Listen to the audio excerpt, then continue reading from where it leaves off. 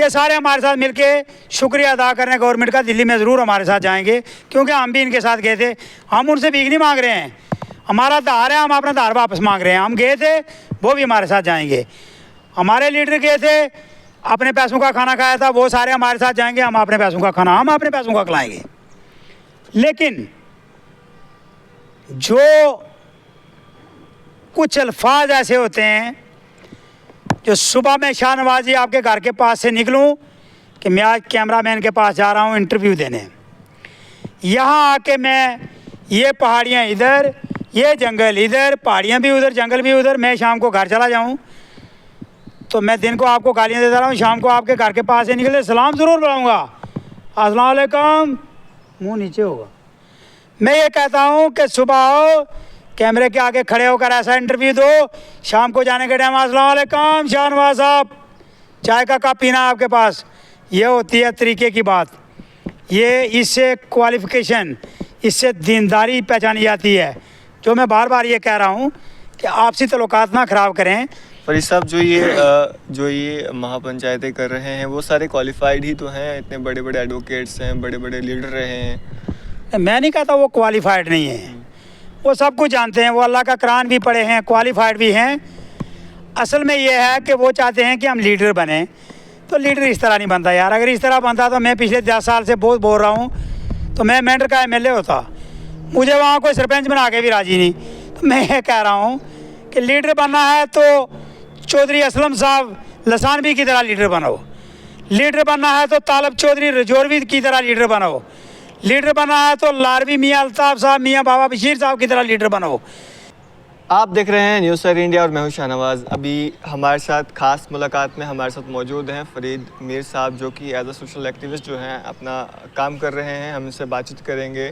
फ़रीद साहब, स्वागत है आपका हमारे चैनल में। बहुत बहुत न्यूज़ सर इंडिया का तो मैं हमेशा शुक्रिया अदा करता हूँ। तो शाहनवाज जी आपका, आपके चैनल का तो वैसे भी मैं लाख लाख बार शुक्रिया अदा करता हूँ। लेकिन जो हमारी परेशानी वाली कोई बात होती है, खुशी वाली होती है, कोई किसी गरीब की बात रखनी होती है, तो आपका चैनल हमेशा लोगों तक, हमारे गवर्नमेंट के जो अधिकारी हैं उन तक ये बात हमारी पहुंचाता है। तो मैं आपका और आपके चैनल का शुक्रिया अदा करता हूँ। शुक्रिया। फ़रीद साहब, किस तरह देखते हैं आप, जिस तरह से कहा जा रहा था कि 4 दिसंबर को जो है पार्लियामेंट सेशन जो है फिर से शुरू होने जा रहा है, और आपको क्या लगता है इस बारी क्या सामने निकल कर आएगा? जो पहाड़ी एक आस लगाए बैठे हैं कि इस बारी उनको ST स्टेटस जो है वो मिल जाएगा, ST की जुमरे में जो है शामिल कर दिया जाएगा। सबसे पहले तो अल्लाह और अल्लाह के रसूल पे एज मुस्लिम हमें कॉन्फिडेंस रखना चाहिए जी, कि जो फ़ैसले अल्लाह की अदालत में होके आते हैं वो सबसे पहले अल्लाह की अदालत में फ़ैसले होते हैं, बाद में अदालतों में फ़ैसले जाके सुनाए जाते हैं। जी। तो हम दावे तो बहुत करते हैं, हम मुसलमान हैं, 5 गाना नमाजी हैं, कुरान की तिलावत करते हैं, मस्जिद बनाई है पड़ोस पे, रोज़े भी रखते हैं, हज ज़कात भी करते हैं। जी। लेकिन जो मेन मुद्दा होता है उससे हम थोड़े से फिसल जाते हैं। वो ये होता है कि हमें जो भी बात करनी हो, हमें अल्लाह पे कॉन्फिडेंस रख के वो बात करनी चाहिए। ये पीछे एक बीमारी चली थी कि साथ में नहीं लगना, गट्ठे पानी नहीं पीना, बच्चों को प्यार नहीं करना, ये बीमारी छलांग लगा के उस आदमी के ऊपर चली जाती है। तो मेरे कुछ भाई आज सुनेंगे इस इंटरव्यू को, उनको ज़रूर ये याद आएगा कि काफ़ी सारे लोगों को डॉक्टरों ने अप्रूवल दिया कि ये आपको तकलीफ़ है जी। बिल्कुल।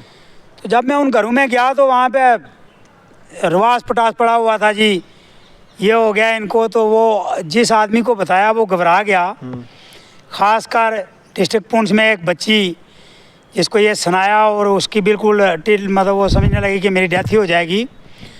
तो मैं बाद शख्स था रात को उसके पास जब मैं बैठा जाके, तो मैंने कहा मैं तेरे पास बैठा हूँ ना, तेरे मरने से पहले तो मुझे मौत आ जाएगी, क्योंकि ये आप कोरोना की बात कर रहे हैं? हाँ, कोरोना की जी। तो जब मैं बैठा उसकी माँ बैठ गई और सारा परिवार बैठ गया जी। सुबह जब मैं लेके गया उसको पुंछ डिस्ट्रिक्ट हॉस्पिटल में, वहाँ जाके डॉक्टर प्रियंका जी ने ट्रीटमेंट दिया। वो बच्ची 4-5 दिन के बाद ठीक हो गई। तो मुझे साथियों ने पूछा कि ये आपकी जो बाइक है, ये जम्मू में देखो, आप जम्मू में होते हैं, आप कश्मीर में भी होते हैं, आप पूंछ राजौरी में होते हैं, तो यार आपको इस बीमारी का डर नहीं लगता, आपके बच्चे ही छोटे छोटे हैं। ये साइज था कि मेरा लास्ट वाला बच्चा उस वक्त कोई 1.5-2 साल का था। तो मैंने कहा, कुछ तो उस वक्त ये भी कह रहे थे पढ़े लिखे लोग जी कि जी ये जो बीमारियां हैं ये आका के टाइम पे भी थी, हाँ और आका ने कहा परहेज़ करो। तो मैंने कहा, अगर तुम अल्लाह को सच्चे दिल से मानते हो, उस अल्लाह के रसूल को मानते हो, और अपने दीन को मानते हो, अपने आप को मानते हो, तो मान के चलिए कि आपको कभी अल्लाह ताला कोई दिक्कत नहीं आने देगा जब तक आप सच्चाई पे हैं। जी इसी तरह मैं आपको आज की ये बात बताऊं कि जो आपने पूछा हाँ जी कि आपको क्या लगता है कि आपको मिल पाएगी या नहीं। जी पहली बात तो ये मैं आपको आपके चैनल के माध्यम से जम्मू कश्मीर के तमाम पहाड़ी कबीला को ये बता देना चाहता हूँ कि जिस तरह 35-70 रातों रात हो गया था ना कंप्लीट, स्टेट से यूटी बना दी थी कंप्लीट, तो सुबह जाके संसद में सुनाया बस। जब सुनाया तो जो हमारे उस वक़्त के लीडरान थे होश में, उन्होंने कपड़े फाड़ दिए, उन्होंने दवाई लगाई, टेबल टूट गए, लेकिन गवर्नमेंट ऑफ इंडिया ने जो सुनाना था वो सुना दिया। उसके बाद आज तक हुआ कुछ नहीं। फिर साहब मैंने आपसे ये इसलिए कहा क्योंकि आपने देखा होगा कि 3 दिसंबर को जो है महापंचायत हुई और काफ़ी सरकार पे प्रेशर डालने की कोशिश की गई उस महापंचायत से कि अगर आप ये स्टेप उठाते हैं, एसटी को डाइल्यूट करते हैं, तो हम जो हैं कड़े कदम जो उठा सकते हैं। तो 2-3 दिन आप थोड़ा सा रुकें, अल्लाह पे भरोसा करें ना, अल्लाह और अल्लाह के रसूल पे भरोसा करें और उस आका पे भरोसा करें जिसकी आल को पिछले दिनों में लोइयाँ, कम्बल, न्याज़ें उनकी गिनी गई। आप उन पे यकीन कर लें, उस मालिक पे यकीन करें जिस मालिक ने कायनात बनाई, दुनिया भी उसी ने बनाई, आखिरत भी उसी ने बनाई, अच्छाई भी उसी ने बनाई, बुराई भी उसी ने बनाई, ज़िंदगी भी उसी ने, मौत भी उसी ने। 3 चीज़ें अल्लाह ने अपने पास रखी हैं। बिल्कुल। ज़िंदगी मौत अल्लाह ने किसी हकीम, किसी डॉक्टर, किसी पीर फ़कीर को नहीं दी। रोज़ी और पानी अल्लाह ने अपने पास रखा है। बिल्कुल। इज़्ज़त और ज़िल्लत किसको वो आसमान पे रखे वो उसी का काम, जी। किसको आसमान से उठा के ज़मीन पे ले आए ये उसी का काम। उन्हीं का काम। तो 2-3 दिन भरोसा रखें। 2-3 दिन के बाद, कभी सुना होगा आपने रविंद्र राणा कहता था, सजनो तो सना कड़ाका उठी जैसी उठी है ना कड़ाका। 2-3 दिन के बाद ये कड़ाका संसद में खाली सुनाया जाएगा। वो क्या हुआ है, पहाड़ी कबीले को ये कहना चाहता हूँ कि मुझे कल को पूछ रहा था कि किसी पहाड़ी लीडर का इंटरव्यू नहीं आया, तो मैंने कहा किस लिए देंगे इंटरव्यू, उनको पता है भाई हो गया हुआ ऑर्डर था, इंटरव्यू किस लिए देंगे। ये मैं तो इसलिए करता रहता हूँ कि जवाब मिल जाए उनको। गुज्जर बकरवाल के जो लीडर हैं, बीजेपी लीडर तालिब चौधरी साहब, वो भी तो पहाड़ियों के ही हक में हैं। वो भी तो ये कहते हैं कि अगर पहाड़ियों का एसटी स्टेटस मिल जाता तो क्या ही फ़र्क पड़ जाएगा। वो भी तो कहते हैं कि इनको भी इनका हक मिलना चाहिए। बड़े जितने भी लीडर हैं जिनको अल्लाह ने नवाजा है, जी। यहाँ जम्मू से शुरू कर लो, मेंबर पार्लियामेंट गुलाम अली खटाना साहब, जी। चौधरी अब्दुल गनी कोहली साहब, बाबा जी साहब लारबी के साहबजादा मियाँ अल्ताफ़ साहब, जी। काबिल इज़्ज़त, काबिल एहतराम। उसके बाद राजौरी से तालिब चौधरी साहब, जितने भी बड़े लीडर हैं जिनको कल ये धमकी मिल रही थी किसी चैनल के माध्यम से कि जे जम्मू कश्मीर में आपने ऐसे किया, राजस्थान से था कोई मेरा भाई, तो हम बैठेंगे यहाँ तो तुम्हारी लीडरशिप तो हो जाएंगे। और बड़े आए जनिया तो होने वाले थे, बड़े चले गए तो ही किसी ने नहीं, लीडर यही रहने, बेटा बाप नहीं बन सकता, बाप कभी बेटा नहीं बन सकता। ये तो साफ लफ्ज़ों में बात है। तो जिस तरह से दबाव बनाने की कोशिश की जा रही है जो गुज्जर बकरवाल कोऑर्डिनेशन कमेटी है उनके द्वारा, आपको लगता है वो सक्सेसफुल हो पाएंगे इस सब में? हाँ, सक्सेसफुल एक बात पे हो पाएंगे कि मुझे यकीन है, ये दिल कहता है कि जब परसों चौथ डंका बज जाएगा कि संसद में सुनाया जाएगा ऑर्डर के मिल गई उनको, ये सारे हमारे साथ मिलके शुक्रिया अदा करने गवर्नमेंट का दिल्ली में ज़रूर हमारे साथ जाएंगे, क्योंकि हम भी इनके साथ गए थे। हम उनसे भीख नहीं मांग रहे हैं, हमारा आधार है, हम अपना आधार वापस मांग रहे हैं। हम गए थे, वो भी हमारे साथ जाएंगे। हमारे लीडर गए थे, अपने पैसों का खाना खाया था, वो सारे हमारे साथ जाएंगे। हम अपने पैसों का खाना हम अपने पैसों का खिलाएंगे। लेकिन जो कुछ अल्फाज ऐसे होते हैं, जो सुबह मैं शाहनवाजी आपके घर के पास से निकलूं कि मैं आज कैमरामैन के पास जा रहा हूं इंटरव्यू देने, यहाँ आके मैं ये पहाड़ियाँ इधर, ये जंगल इधर, पहाड़ियाँ भी उधर, जंगल भी उधर, मैं शाम को घर चला जाऊँ तो मैं दिन को आपको गालियाँ देता रहा हूँ, शाम को आपके घर के पास से निकले सलाम ज़रूर बुलाऊँगा, अस्सलाम वालेकुम, मुँह नीचे होगा। मैं ये कहता हूँ कि सुबह आओ, कैमरे के आगे खड़े होकर ऐसा इंटरव्यू दो, शाम को जाने के टाइम अस्सलाम वालेकुम शाहनवाज साहब, चाय का कप पीना आपके पास। ये होती है तरीके की बात। ये इससे क्वालिफ़िकेशन, इससे दीनदारी पहचानी जाती है। जो मैं बार बार ये कह रहा हूँ कि आपसी तल्लुकात ना ख़राब करें। फरीद साहब, जो ये महापंचायतें कर रहे हैं वो सारे क्वालिफाइड ही तो हैं, इतने बड़े बड़े एडवोकेट्स हैं, बड़े बड़े लीडर रहे हैं। मैं नहीं कहता वो क्वालिफाइड नहीं है, वो सब कुछ जानते हैं, वो अल्लाह का कुरान भी पढ़े हैं, क्वालिफाइड भी हैं। असल में ये है कि वो चाहते हैं कि हम लीडर बने, तो लीडर इस तरह नहीं बनता यार। अगर इस तरह बनता तो मैं पिछले 10 साल से बहुत बोल रहा हूँ, तो मैं मेंढर का MLA होता, मुझे वहाँ कोई सरपंच बना के भी राजी नहीं। तो मैं ये कह रहा हूँ कि लीडर बनना है तो चौधरी असलम साहब लसानवी की तरह लीडर बनो, लीडर बनना है तो तालब चौधरी रजौरवी की तरह लीडर बनो, लीडर बनना है तो लारवी मियाँ अल्ताफ़ साहब, मियाँ बाबा बशीर साहब की तरह लीडर बनो, लीडर बनना है तो गुलाम अली खटाना की तरह लीडर बनो। अगर लीडर बनना है तो आज की डेट में एक आदमी आपके पास है जिसको शेर मेंढर का खिताब मिलता है, और आने वाला MLA, आने वाला मंत्री, और 10 साल 20 साल के बाद आपको जम्मू कश्मीर के अंदर चीफ मिनिस्टर मिलेगा। अगर नकल करनी है तो अशफाक चौधरी की करके देखो, DDC वाइस चेयरमैन पुंछ। नकल करनी है तो उस मर्द मजाहिद की करके देखो, वो मर्द। फरीद साहब, अब तो चिनाब वैली से भी आवाज़ उठ रही है कि हमें भी ST के जुमरे में जो शामिल कर दिया जाना चाहिए। PDP लीडर हैं एक तारिक सलीम साहब, वो कहते हैं कि हमें भी ST स्टेटस चाहिए, हम भी पहाड़ों पर रहते हैं, हमारी भी बहुत सारी बोलियां ऐसी जो हम पहाड़ी बोली में आती हैं। क्या कश्मीरियों से एक मेरी डिमांड रहेगी, तो चिनाब वैली के लोग, चिनाब वैली से मेरी उनसे गुजारिश रहेगी, ये वीडियो सुनने के बाद अगर उनको अच्छा लगे तो अल्लाह की बारगाह में दुआ करना, अगर ये आपको बुरा लगे तो मुझे गालियाँ देना, मैं आपको दोनों साइड से दे रहा हूँ मौका। मैं तो रो रहा हूँ पिछले 2 साल से कि चिनाब वैली वालों को क्या जनाब, फडा मडाल से शुरू करें, सांबा कठुआ से शुरू करें, अखनूर के जोड़ियाँ छम सेक्टर से शुरू करें, उड़ी टंगडार कश्मीर से होते हुए पुंछ रजौरी से शुरू करें, आगे जम्मू में ख़त्म करें। सबको मिलना चाहिए। कश्मीरी क्यों ना आज आवाज़ उठाएं? क्या कश्मीरियों का हक नहीं? ये जो कहते हैं ना कश्मीर में कश्मीरी मज़े कर रहे हैं, जाना कभी कुकरनाग चश्मा साई में, आपको पता चल जाएगा कश्मीरियों की आवाज़ गरीबी है या नहीं। जाना कभी उड़ी टंगडार में, देखना गरीबी है नहीं। जाना कभी अनंतनाग में, गरीबी है नहीं। तो कश्मीरियों को लाख बार मिलना चाहिए।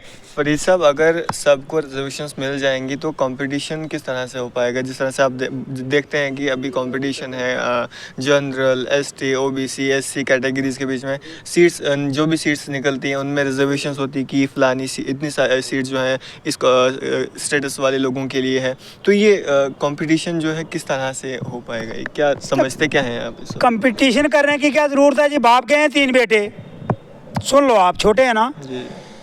मैं आपकी पत्रकारिता को सल्यूट करता हूँ, छोटा इसलिए कह रहा हूँ, आप हैं ही छोटे। बाप के 3 बेटे, बाप मार गया, चले गए पटवारी साहब के पास। पटवारी साहब ने कहा तहसीलदार के पास जाओ, एप्लीकेशन मार्क करवा के लाओ। एप्लीकेशन लिखने वाला अर्जन विश क्या लिखता है?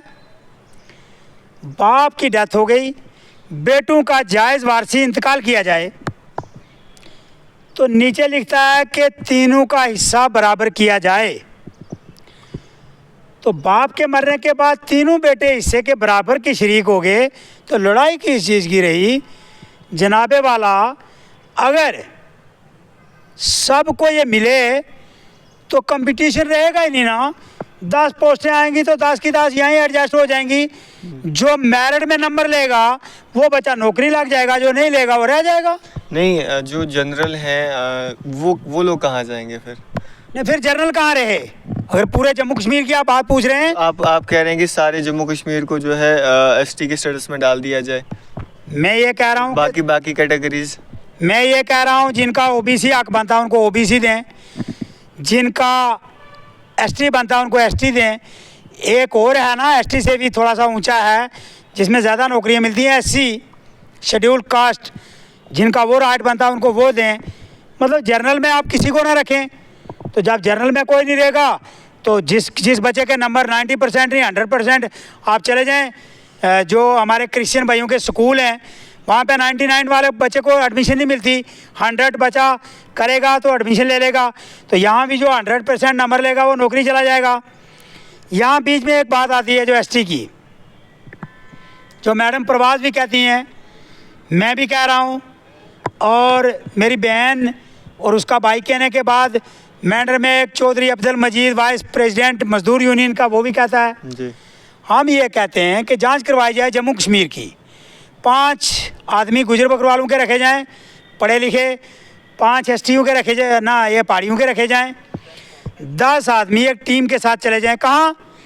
फड़ामडाल से लेके कश्मीर से लेके पुंछ राजौरी से होते हुए वापस जम्मू आ जाएं। गरीब लोगों की जांच कर लें। जो गरीब लोगों की जांच हो जाए, जो आदमी एसटी फाल करता है उसको एसटी दे दें, जो नहीं करता उसको बाहर निकाल दें।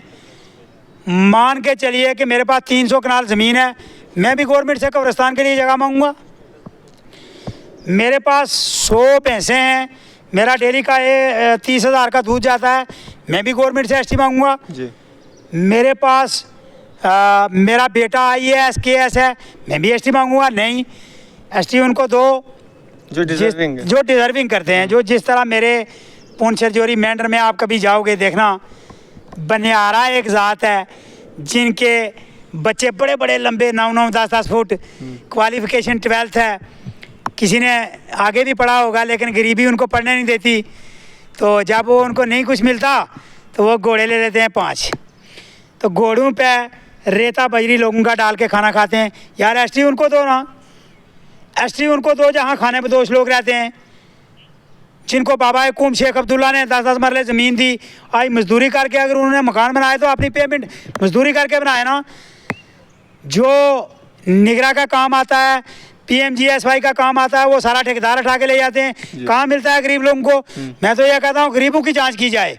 मेरा my first and last point कि हिंदुस्तान के मंत्रियों, अल्लाह तबारक ताला आपको मंत्री ही रखेगा, लेकिन जम्मू कश्मीर के खाली गरीब लोगों की जांच कर लो। फरीद साहब, अब अंत में आम जनता के लिए क्या मैसेज देना चाहेंगे? आप जिस तरह से देख रहे हैं कि लोग इंतज़ार में हैं, क्या नतीजा जो है सामने निकल कर आएगा इस सब का, तो क्या मैसेज देना चाहेंगे? मेरी गुजारिश रहेगी कि आप उस तरह ना करना, जम्मू कश्मीर के तमाम लोगों से ये कहूँगा, उस तरह ना करना कि सुप्रीम कोर्ट के वकील से ज़्यादा वकालत कर रही थी प्रवास चौहान जी, पुंछ राजौरी के अपने लोगों की, जम्मू कश्मीर के लोगों की, और डिबेट पे टॉपर जवाब देती थी।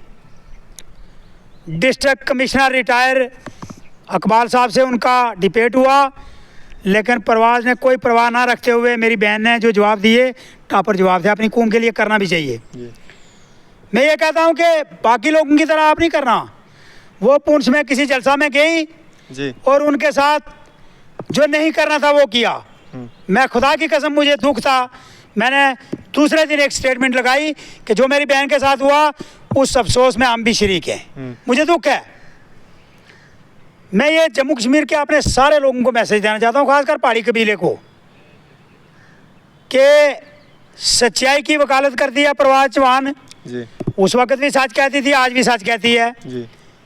और आप इस तरीके से करना कि जो गवर्नमेंट आपको नज़रों में रखने के बदले गवर्नमेंट के बड़े ऑफिसर आपको फ़ोन पे पूछें कि आपका क्या नंबर है, यार हमने सुना आप बड़े सफ़ेद पोश हैं और हम आपकी हेल्प करना चाहते हैं। जी। आपके कच्चे मकानों से पक्के बनवाना चाहते हैं, आपके उन गरीबों की हेल्प करना चाहते हैं। इस तरह का काम करना, ये मुल्क हमारा, हम मुल्क के, जी ये जम्मू कश्मीर हमारा, हम जम्मू कश्मीर के। पहले देश, मैं छोटा सा एक शेर सुनाऊंगा आपको। जी मेरे किसी शायर ने कहा, हिंदुस्तान के वीर हम, हिंदुस्तान के वीर हम, काल के विकाल हैं, कूदते हैं युद्ध में, करते भूमि लाल हैं। जी आँच आने देंगे नहीं, जम्मू कश्मीर हिंदुस्तान आन फान शान पे। आँच आने देंगे नहीं, हिंदुस्तान जम्मू कश्मीर आन फान शान पे। आँख फोड़ देंगे कोई पड़ेगा जो हिंदुस्तान पे। जी हम इस मुल्क के हैं, ये मुल्क हमारा है। जी प्राइम मिनिस्टर से लड़ाई करेंगे, गृह मंत्री से लड़ाई करेंगे, यूटीए अध्यक्ष से लड़ाई करेंगे, लेकिन देशभक्त जरूर करवाएंगे। ये देशभक्ति नहीं होगी कि गालियां भी गवर्नमेंट को दे दें, उनके खिलाफ नारे भी लगाएं, तो शाम को ये भी कह दें कि हमारे गिने जाएंगे देशभक्ति के काम। देशभक्ति के काम गिने तो मैं कहता हूँ जांच कर लें, जी हिंदुस्तान गवर्नमेंट जांच करे, जी गिने देशभक्ति के हमारे काम। जी चले हमारे 70% होंगे, उनके 30% गिने जाएंगे। भाई, मरने वाली जनसंख्या में हमारे तुमसे बहुत ज़्यादा हैं, जी लेकिन मैं उनसे भी आखिर में अपील, गुजारिश, रिक्वेस्ट है तो हाथ जोड़कर ये कहता हूँ, परवरदिगार को हाजिर नाज़िर रखें, खुदा को हाजिर नाज़िर रखें, मत मुखालफत करें।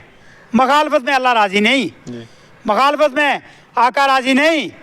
आका अल्लाह से मांगते कि दे दो मुझे, माला माल कर दो। अल्लाह आका को माला माल नहीं करता, लेकिन आका की लखते जिगर बेटी, जिसके ऊपर कपड़ा ओढ़ने के लिए नहीं था और खाने के लिए, पेट में कुछ डालने के लिए नहीं था, पेट के साथ पत्थर बांधे हुए थे, अल्लाह ने आका से ये काम इसलिए लिए कि तुम्हारी उम्मत के लिए ये मिसाल पेश होगी।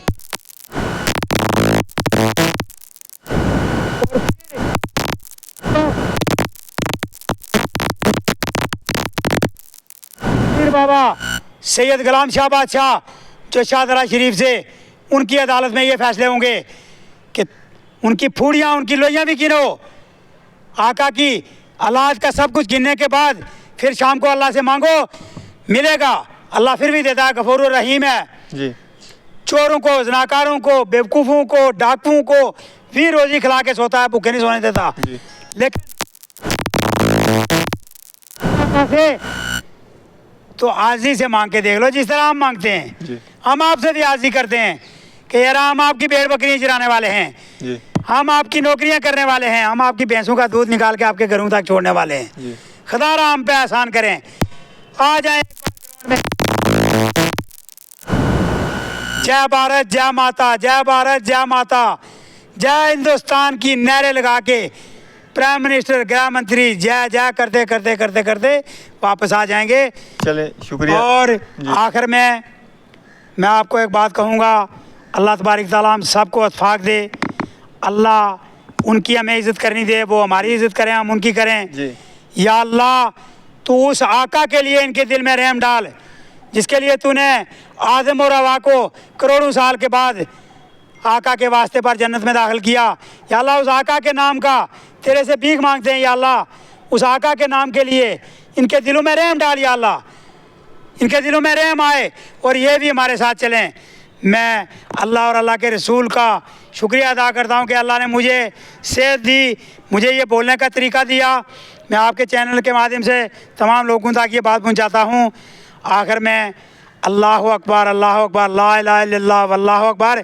अल्लाह, तू हमारा मालिक है, तेरा आका हमारा मालिक है, और तेरे दिए हुए पीर फ़कीर औलिया अल्लाह, वली अल्लाह। मैं आज एक और बात करूँगा जी लास्ट में कि या अल्लाह, मेरे उस बाजी साहब को या अल्लाह जन्नत में हमारी वकालत करने का क़यामत के दिन मौका देना।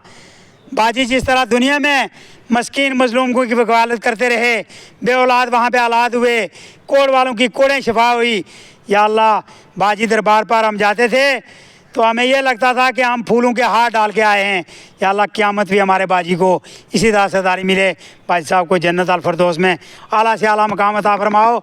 और अल्लाह तमाम वलियों के, तमाम रूए ज़मीन के जितने भी लोग दुनिया से नेक चले गए, 1,24,000 कमो पेश पैगम्बरजादियों के तफ़ैल करके या अल्लाह मेरे माँ बाप को भी जन्नत में आला से आला मकाम अता फरमा। अस्सलाम वालेकुम, खुदा हाफिज़। चलिए शुक्रिया। ये थे हमारे साथ फरीद मीर साहब, जो कि सोशल एक्टिविस्ट के तौर पर जो है काम कर रहे हैं, हमारे साथ बातचीत कर रहे थे। आपकी सब पे क्या राय है, अभी अपनी राय जो है कमेंट्स बॉक्स में ज़रूर दें और भी इस तरह की अपडेट्स के लिए जुड़े रहें हमारे साथ और देखते रहें न्यूज़ इंडिया।